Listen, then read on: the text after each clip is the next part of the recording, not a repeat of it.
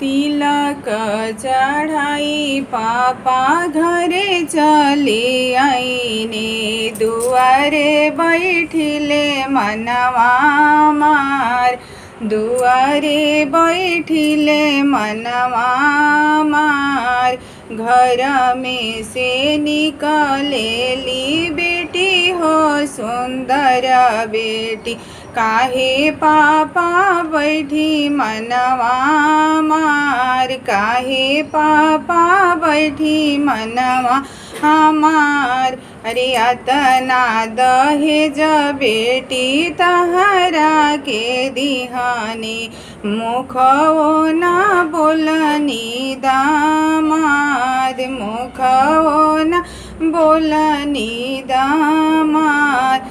रे अतना दहेज पापा दे रौरा दिहानी, चेन लागी रुसनी दामाद, चेन लागी रुसनी दामाद।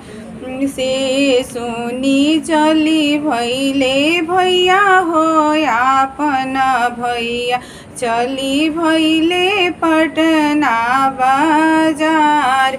चेकावा भजाई भैया चेनावा खरीदले, दिहले सुंदर जीजा के हाथ, देहले सुंदर जीजा के हाथ।